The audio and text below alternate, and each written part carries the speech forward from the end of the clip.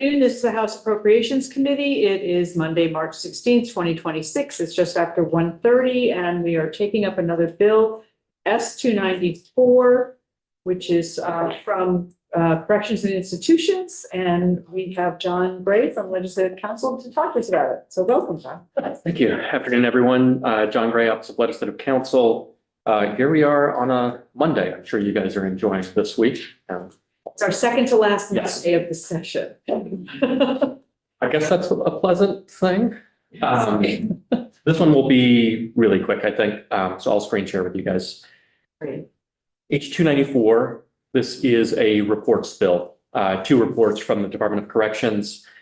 I'm happy to go line by line if you would like, but given the amount of things you guys cover, I'm assuming you would not like that. So I'm just going to jump to the heart of the sections. Can you give us a little quick overview about what the reports are? Exactly. So I'll skip the intent language, which is just broad intent language about having data informed decision making and particular vision for how correctional facilities should work. Section 2 is an evaluation of telecommunications services. This is asking the DOC to report to the institutions committees by December 1 of this year on options for having a no-cost telecommunications service for inmates in the department's custody. So currently they pay fees to access telecommunications services. And this is just a report to say, can you evaluate options for doing a no-cost services model? That report would examine what the current model is so that you could compare against those costs. It would describe alternative options, including using nonprofit providers and potentially looking at regulating as a public utility. It would have some analysis of the cost to the state of each of those no cost to inmates alternatives, and that would examine both startup and ongoing cost. It would also include, in addition to quantitative costs, some qualitative pieces about benefits to the inmates themselves. Question, huh? And just really short, can you give us an idea? I mean, I've heard of this issue or heard that we charge or that we hire private communications companies. Can you give us an idea of what we're talking about here? Because the phrase I have in my head is what's currently available is a ripoff to the people in corrections and to the prisoners. And I just want to make sure that I'm clear on what we're talking about here. So I have a happy answer to that in one way, which is the subsequent section is trying to address your exact question. I don't recall the exact rate, like how many hours you'd have to work to get 15 minutes of phone time. If you ask folks on the corrections committee, they will definitely have an answer to how much time it currently takes if you worked in a facility work program to send a few texts, like they have that information. But the next section that we'll get to is a wage impact evaluation report, which is meant to set up what do current wages translate into in terms of what inmates can currently purchase, and to try to draw out, I'm not going to use the word ripoff, but to try to draw out exactly how much you have to do to afford things that we might think of as quite simple or cheap. Great, thank you. So it would include both quantitative and qualitative analysis in the costs for those alternatives. Would identify implementation considerations, including potentially statutory updates if those are necessary.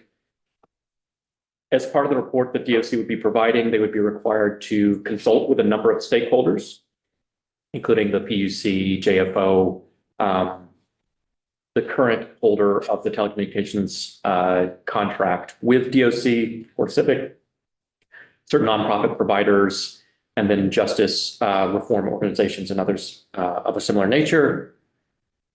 And then just building in metrics for accountability. That report would go to the Joint Legislative Justice Oversight Committee while it is being developed. There'd be a first check-in September 15th of this year, then an updated draft on November 15th. That's 2 weeks before the final report to those committees of jurisdiction. So this section is speaking to a telecommunications service evaluation from DOC to try to consider the costs of switching to a no cost to inmates telecommunications service model. Question? Yeah, thank you. I know that they have access, limited access in a lot of the correctional centers. One of the issues that came up over the years with community high school and now with CCV and there and other question of security and preventing the inmates from getting access to the web, to a lot of things that are on the web, being able to hack into things, all of that whole piece.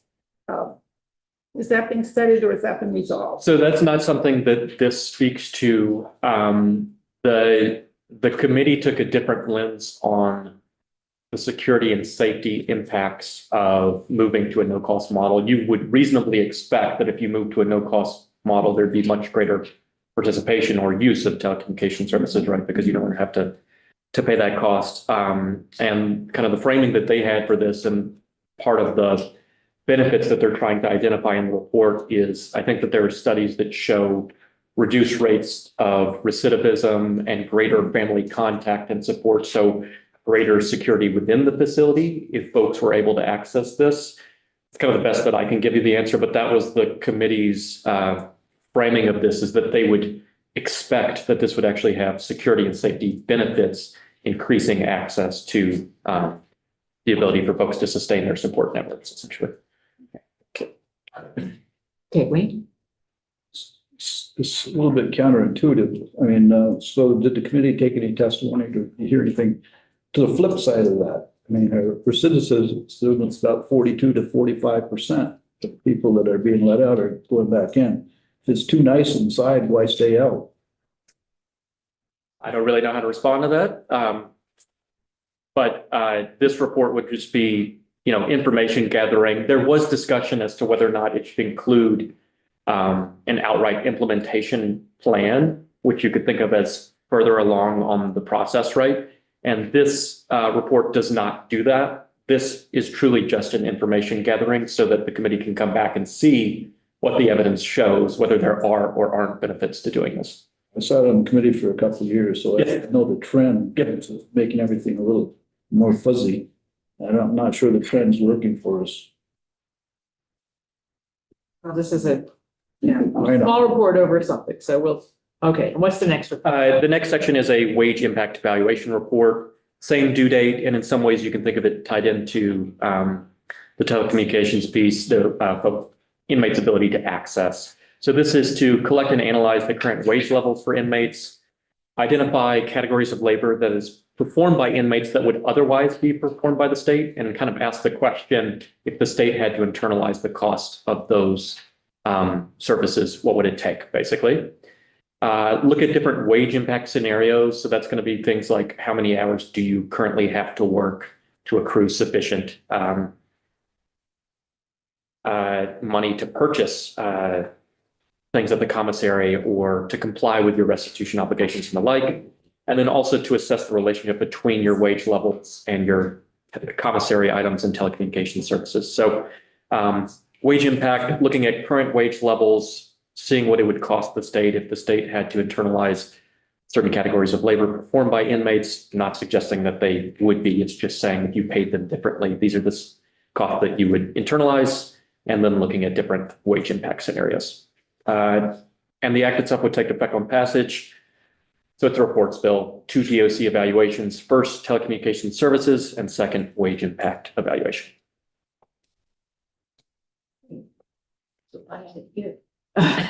Chris, would you like to explain why this is here? Sure, Chris Group from the Joint Fiscal Office. There's no fiscal note attached to this bill because there's no longer a fiscal impact, but I would defer to Legislative Council on the specifics of what was in the as introduced version.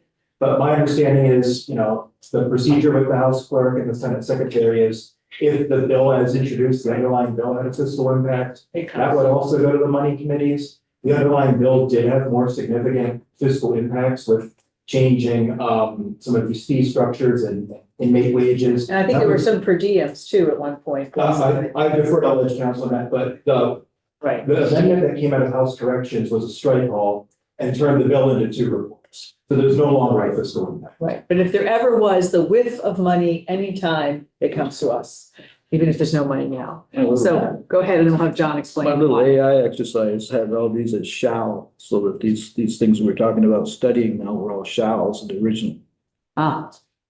Okay, John? Yeah, the original bill as introduced did include changes in wages for inmates, which is, I'm guessing, what's sent it here. So now we're down to 2 reports and no money from us. Anybody, are we ready to vote on this? Are we good to vote on this and get it out? The more we get out now, the less we're doing on Friday afternoon. So Dave is now. You got, and Wayne is seconded. So this is what is amended by House Corrections. That's correct. And Ways and Means had no amendment. Okay.